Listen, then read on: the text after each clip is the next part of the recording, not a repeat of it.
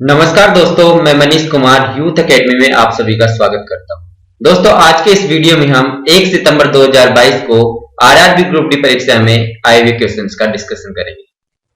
आज का पहला प्रश्न है, 2000 रुपए पर 7.5% की प्रतिवर्ष की दर से 1 वर्ष 4 माह का साधारण ब्याज ज्ञात करना है। तो यहाँ पे दिया है कि समय जो है वो है 1 वर्ष 4 माह। तो पहले हम निकाल लेते हैं कि 1 वर्ष 4 माह को वर्ष में पूरा चेंज कर लेते हैं। तो ये आ जाएगा हमारे पास कि 1 वर्ष है और प्लस 4 माह है, तो इसको वर्ष में चेंज करेंगे तो 4/12 करेंगे। तो यहां से 1 प्लस 4/12 को काट देते हैं, 1/3 आ जाएगा। तो यहां से टोटल जो आएगा 4/3 वर्ष। तो 4/3 वर्ष आ गया है। और जैसा कि बताया कि 7.5% की जो ब्याज दर है वो 1 साल के लिए है। तो यहां से निकालते हैं 15/2 लिख देते हैं, 7.5 को गुणा 4/3 करेंगे तो ये आ जाएगा 3 एकम 3, 3 पंजे 15।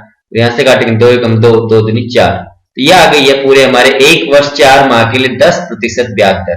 तो हम क्या करते हैं, इस 2000 रुपए जो कि मूलधन था इसका 10% निकाल लेते हैं तो हमारा आंसर हो जाएगा। अतः सिंपल इंटरेस्ट बराबर हो जाएगा 2000 रुपए का 10%। तो 2000 रुपए का 10% निकालेंगे तो इसमें 200 आ जाएगा। तो 200 हमारा इस क्वेश्चन का आंसर हो जाएगा।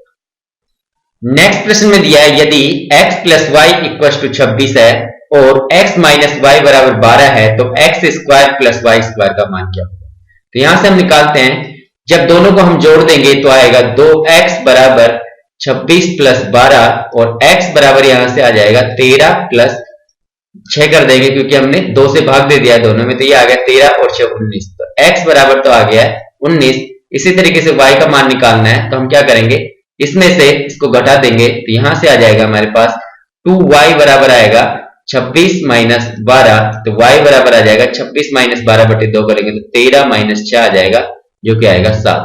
तो यहां से हम क्या करें कि x स्क्वायर और y स्क्वायर करके इनको जोड़ लेते हैं तो यह आ जाएगा 19 का स्क्वायर प्लस 7 का स्क्वायर। तो 19 का स्क्वायर होता है 361, 7 का स्क्वायर होता है 49। तो ये आ जाएगा हमारे पास 9 और 1 10, 6 और 4 10 और 1 11 और 3 और 1 4, 410 जो है इस क्वेश्चन का आंसर हो जाएगा जो कि है x square plus y square का मान। अगले प्रश्न में दिया है, a और b की वर्तमान आयु का योग 26 है। 3 साल पहले इनकी आयु का अनुपात 3:2 था, तो इनकी वर्तमान आयु ज्ञात करो। जैसा कि यहाँ पे दिया हुआ है कि 3 साल पहले जो अनुपात था a और b के लिए, वो 3 साल पहले क्या था, 3:2 था। और दिया हुआ है कि वर्तमान आयु जो है वो 26 है, मतलब कि 3 साल बाद की आयु दी हुई है। तो हम इसमें से अगर 6 माइनस कर देते हैं क्योंकि 3a के लिए और 3b के लिए, तो ये आ जाएगी 20 जो है, ये आ जाएगी 3 साल पहले की आयु। तो यहाँ पे आ गया है कि 5 जो है दोनों की आयु का योग है 3 साल पहले, और 3 साल पहले की आयु जो हमने निकाली है 20, ये है 3 साल पहले की आयु। तो यहां से हम कर सकते हैं इस 5 का मान जो है ये बराबर होना चाहिए 20 के। तो 1 इकाई बराबर आ जाएगा हमारे पास 4। तो 1 इकाई बराबर 4 आ गया। 3 साल पहले a की आयु आ जाएगी 12 और b की आयु जो आ जाएगी वो आएगी 8। तो यहां से हम इनमें 3 जोड़ देते हैं क्योंकि अभी अब वर्तमान आयु ज्ञात करनी है। तो यह आ जाएगा 12 प्लस 3 करने पे 15 और यहां से आ जाएगा प्लस 3 करने पे 11। 15 साल और 11 साल a व b की क्रम से वर्तमान आयु हो जाएगी जो कि आंसर है हमारा। अगले प्रश्न में दिया है कि द्विघात समीकरण के मूल 3, -2 है तो समीकरण क्या होगा। मान लेते हैं द्विघात समीकरण के मूल वो अल्फा और बीटा है। तो समीकरण जो होता है वो होता है एक्स स्क्वायर माइनस मूलों का योग। तो यहाँ पे हो जाएगा alpha plus beta into x plus alpha into beta, मतलब कि मूलों का गुणनफल इक्वल टू 0 हो जाना चाहिए। यहाँ पे हम लिखेंगे तो ये जाएगा एक्स स्क्वायर माइनस मूलों का योग करेंगे तो यहाँ से आएगा 1 और ये x ऐसे कैसे प्लस अल्फा इंटू बीटा, मतलब दोनों का गुणनफल करेंगे तो 3 गुना -2 करने पे आएगा -6 इक्वल टू 0। तो यहां से आ गया हमारे पास x square minus x minus 6 equal to 0। ये हमारा आंसर हो जाएगा।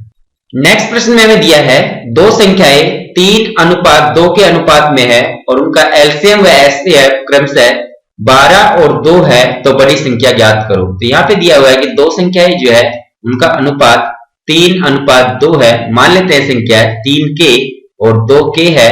अगर यहां से हम एचसीएफ लेंगे तो एचसीएफ जो आ जाएगा एचसीएफ इक्वल टू k आ जाएगा और दिया है एचसीएफ वो 2 के बराबर है। तो ये एचसीएफ k बराबर 2 हो जाएगा।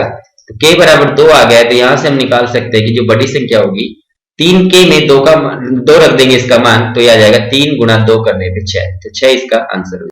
अगला प्रश्न दिया है 24, 46 व 56 का एलसीएम ज्ञात करो। तो हम इनके टुकड़े कर लेते हैं और लिखते हैं 24 को जब लिखेंगे तो ये होगा 24 बराबर 8 गुना 3, तो 8 को लिख सकते हैं 2 की घात 3 गुना 3 की घात 1, टोटल हो गया 24। और 46 लिखेंगे तो ये आएगा 23 गुना 2, और इसको 23 की घात 1 गुना 2 की घात 1 ही लिखेंगे। और 56 को जब लिखेंगे तो 8 से 56 लिख सकते हैं, तो 8 गुना 7, तो यहां से आ गया 2 की घात 3 गुना 7। अब यहाँ पे हम एलसीएम ले रहे हैं, तो हम ले लेते हैं सबसे ज्यादा घात जो है वो, तो 2 की घात सबसे ज्यादा 3 है, फिर उसके बाद में 3 की घात 1 ही है, 2 की घात हो गई है, 3 की घात हो गई है, और अब 7 गुना 23।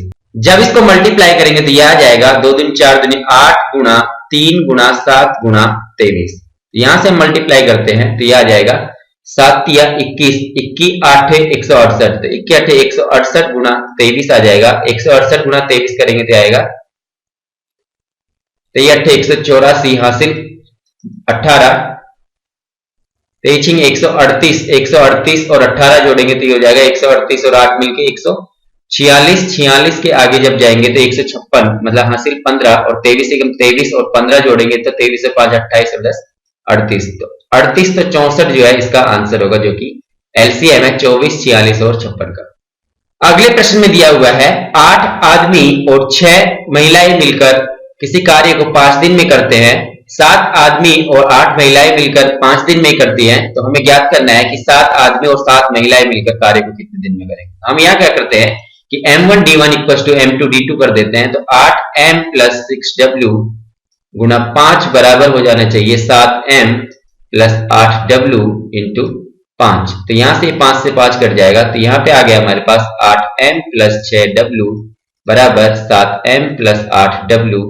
तो यहां से जब सिंप्लीफाई करेंगे तो 7m को हम लेफ्ट हैंड साइड लेके जाएंगे तो ये m बच जाएगा, 8m माइनस 7m हो जाएगा बराबर 2w बच जाएगा, तो m अपॉन w निकालेंगे तो ये आ जाएगा 2:1, तो 2:1 आ गया है। अब इसका मान हम इसमें रख के कार्य क्षमता निकाल लेते हैं, तो ये आ जाएगा 8 गुना m का मान 2 रख रहे हैं प्लस 6 गुना 1 w का मान रख दिया और गुना 5, ये कुल कार्य आ गया है। अब इसमें डिवाइड कर देते हैं इससे 7m प्लस 7w से, तो हमारे पास दिनों की संख्या आ जाएगी जो कि 7 आदमी और 7 महिलाएं मिलके लगाने वाले, तो यहां से आ जाएगा 7 गुना 2 प्लस 7 गुना 1, तो 8 दूनी 16, 16 और 6 हो जाएगा 22, 22 गुना 5 कर देते हैं अपॉन 7 दूनी 14 और 7 21, तो ये आ जाएगा 21, तो 22 पंजे 110 बटे 21 दिन लगने वाले हैं अगर 7 आदमी और 7 महिलाएं मिलकर कार्य करेंगे।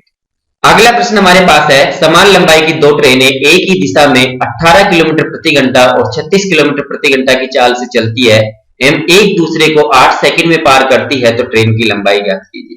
तो यहाँ पे जैसा कि दिया है दोनों ट्रेनों की लंबाई समान है, मान लेते हैं L और L ही लंबाई है, तो कुल लंबाई जो कि पार करनी है उन दोनों को वो हो जाएगी 2L, तो ये तो हो गया हमारे पास कुल लंबाई, तो कुल लंबाई आ गई है। अब हम क्या करते हैं यहां से सापेक्ष चाल निकालते हैं, जैसे कि दोनों ट्रेनें एक ही दिशा में जा रही है तो उनकी जो सापेक्ष चाल हो जाएगी वो हो जाएगी हमारे पास यहाँ से 36 माइनस 18 करने पे 18 किलोमीटर प्रति घंटा, ये आ गया हमारे पास सापेक्ष चाल। अतः हम कर देते हैं कि 8 सेकंड जो कि टाइम है, तो समय बराबर दूरी बटे चाल से दूरी बटे चाल, या फिर दूरी बराबर चाल गुना समय लिख देते हैं, तो यहां से आ जाएगा कि दूरी जो होगी 2L बराबर हो जाएगी समय जो कि 8 सेकंड है गुना चाल कर देते हैं, तो ये आ गया 18 और 5 बटे 18 से हम गुना कर देते हैं इसको किलोमीटर को मीटर प्रति सेकंड में चेंज करने के लिए, तो यहां से हमारे पास आ जाएगा 2L बराबर 8 पंजे 40, तो L बराबर 20 मीटर, तो 20 मीटर इस क्वेश्चन का सही आंसर।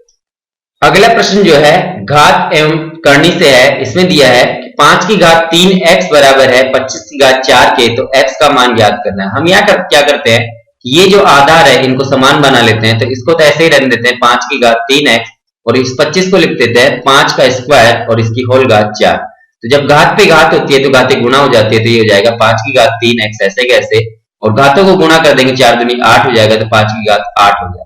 अब यहां से हम क्या कह सकते हैं कि आधार समान होते हैं तो घातें भी समान होती है, तो 3x बराबर हो जाएगा 8 के, तो x बराबर हो जाएगा 8 बटे 3, 8 बटे 3 इस क्वेश्चन का आंसर हो जाएगा।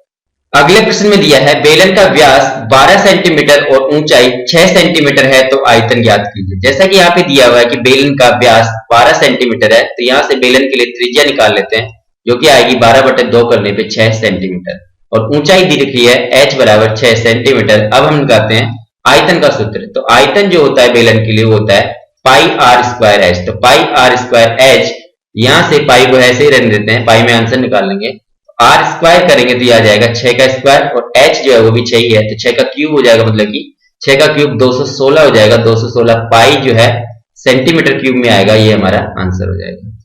अगले प्रश्न में दिया है हमें कि 10%, 15% और 20% की क्रमिक छूटों के समतुल्य एकल छूट ज्ञात करो। तो यहाँ पे हम इसको सोल्व करते हैं। जैसा कि दिया है 10% छूट है, मतलब कि -1/10 हो जाएगा। तो यहां से रह क्या जाएगा वो हम लिखते हैं कि 10 में से 1 की कमी हो रही है, तो ये रह जाएगा 9/10। ओके, और यहाँ पे हम 15/100 लिखते हैं और इसको सोल्व करते हैं, तो ये आ जाएगा 5 × 15 और 5 × 20 = 100। तो यहां से हो जाएगा हमारे पास जो रह जाएगा वो हो जाएगा 17/20, क्योंकि 20 पे 3 की कमी हो रही थी, 17/20 हो जाएगा। उसी तरीके से -1/5 आएगा इसका, 20 का भिन्न रूप, तो यहां से हो जाएगा 4 रह जाएगा, क्योंकि 5 पे 1 की कमी हो रही है, बटे 5। यहां से हम सिंप्लीफाई करते हैं, तो यह आ जाएगा हमारे पास कि 20 × 100 और 100 दही का 1000, तो 1000 तो नीचे आ जाएगा हर में, और इसको मल्टीप्लाई करते हैं तो यह आ जाएगा हमारे पास कि 17 × 68, तो 68 × 9 करते हैं, तो यह आ जाएगा 9 × 8 = 72 का 2 हासिल 7, 9 × 6 = 54 और 7 जोड़ेंगे तो यह आ जाएगा हमारे पास 61। तो 612 आ गया हमारे पास, बटे 1000 करेंगे तो यह आ जाएगा 0.612, और जब 100 से गुणा कर देंगे तो आ जाएगा 61.2%। 61.2% तो रह गया है, तो अब हम क्या करते हैं कि छूट प्रतिशत ज्ञात करना है, तो 100 में से 61.2% माइनस कर देंगे तो ये आ जाएगा 38.8%। ये आ जाएगी एकल छूट। ये हमारा आंसर है। अगला प्रश्न दिया है 10,000 रुपए की राशि पर 2 वर्षों में साधारण ब्याज 2,000 रुपए है तो ब्याज की दर ज्ञात करो। तो जैसा कि यहाँ पे दिया है कि 2 वर्षों में जो साधारण ब्याज है वो 2,000 रुपए है, तो 1 वर्ष का जो साधारण ब्याज हो जाएगा x जो CI होगा वो हो जाएगा हमारे पास 1,000 रुपए।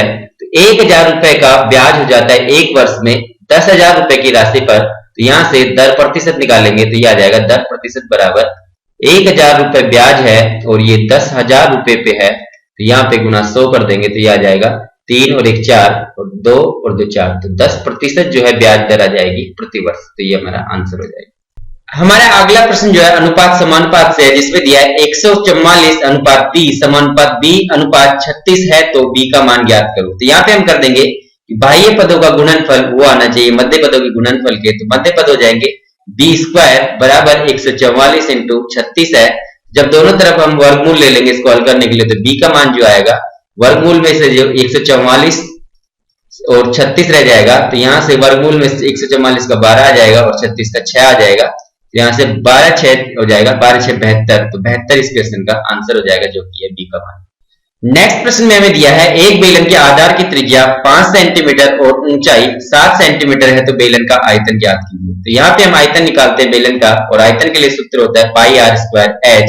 यहाँ से पाई का मान 22/7 या फिर पाई रखा रहने दे सकते हो, और आर स्क्वायर जो है 5 × 5 हो जाएगा क्योंकि त्रिज्या का मान 5 सेंटीमीटर है, और ऊंचाई जो दे रखी है 7 है तो 7 रख देते हैं, 7 से 7 कट जाएगा, यह आ जाएगा 22 × 5 5 25, तो 25 आ गया, तो 25 दूना 50 हासिल 5 25 दूना 50 और 5 55, तो यह आ गया हमारे पास 550 सेंटीमीटर क्यूब, क्योंकि आयतन है तो सेंटीमीटर क्यूब में आएगा, ये हमारा आंसर हो जाएगा।